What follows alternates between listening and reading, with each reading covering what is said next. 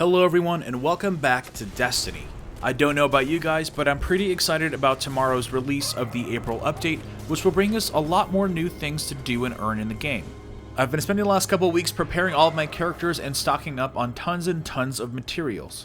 Now, if you haven't educated yourself on everything coming out in tomorrow's patch, I've put together a playlist featuring all of the videos I've made on the April update. Click the image on screen or the link in the description box below to check that out. Now, I'm so hyped for this update that I decided to put together another video featuring a few tips and tricks that are going to help you in not only playing the game, but will also help you quite a bit in the Prison of Elders. So if you're a new player to Destiny via Taken King, let's say you got the Legendary Edition, and you haven't really had a reason to play Prison of Elders, you might not necessarily know what to expect. Now, while this isn't a guide on the Prison of Elders itself, it's going to give you a few generic tips that are definitely going to help in the Prison of Elders and the Challenge of Elders. Now, a lot of these tips you might already know about, especially if you're a veteran player, so I apologize in advance if this doesn't apply to you.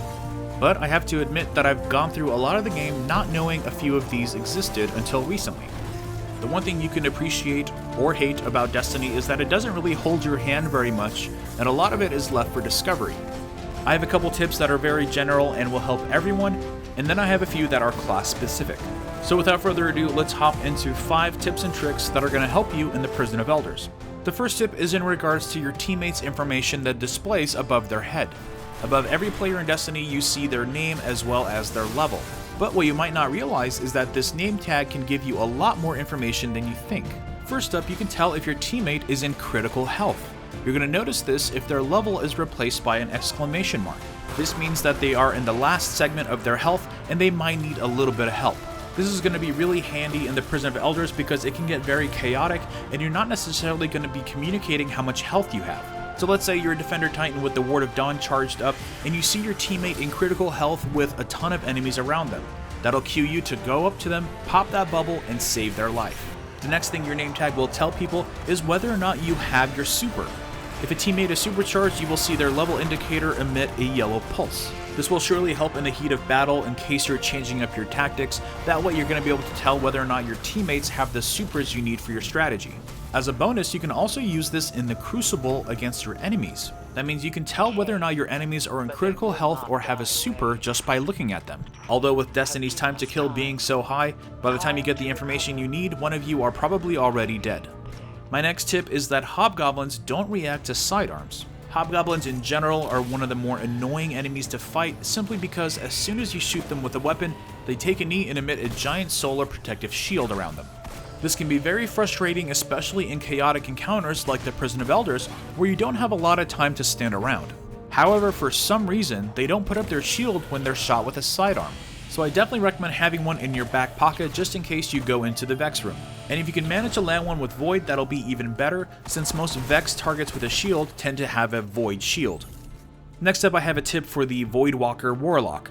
Voidwalkers are getting a nice buff in this update, so you're probably going to see a lot more of them in the Prison of Elders. My tip is in reference to the Shatter perk on Nova Bomb.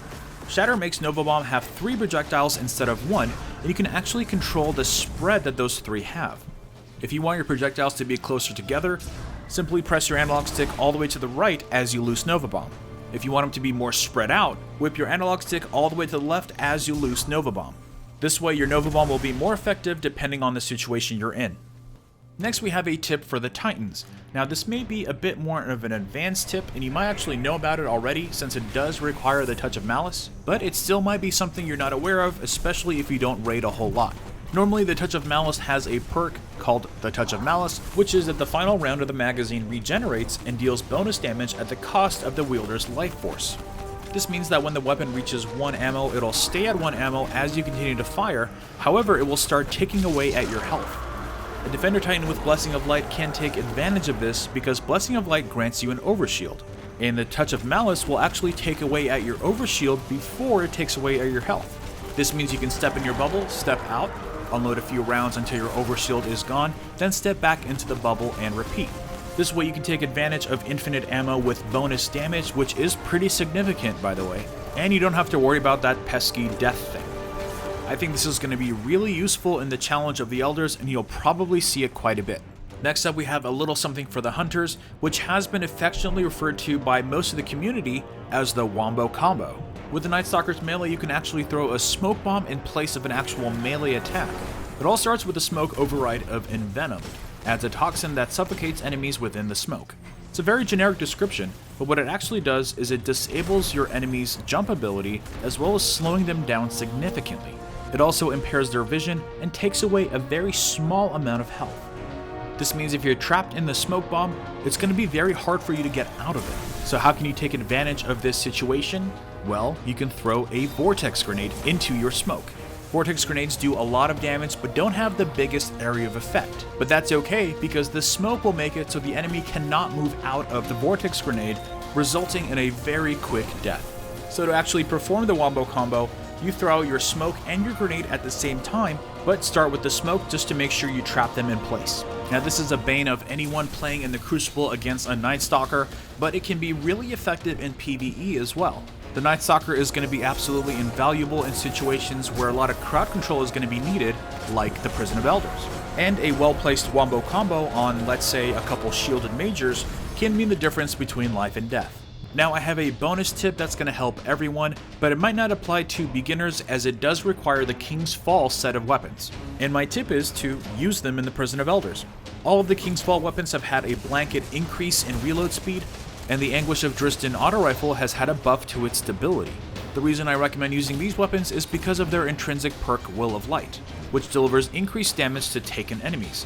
And since we have a 50% chance of queuing into a taken version of the Prison of Elders, these will be the best weapons for the job. They also all have a perk called Cocoon, which reloads the weapon for you while stowed away for a short time. Again, excellent in chaotic situations like in the Prison of Elders. Now if you don't have the King's Fall set of weapons, it's no big deal, just keep your eyes out for any weapons that drop with the Will of Light perk. I personally found a Treads Upon Stars that had Will of Light before I got any of the raid weapons. Well, hopefully you've learned one or two new things in this random assortment of tips and tricks, and hopefully they will make your Prison of Elders experience a lot easier. Do you have any other generic tips? Leave them in the comments below. Drop a like if you can, and subscribe for more Destiny content, and I will see you all tomorrow.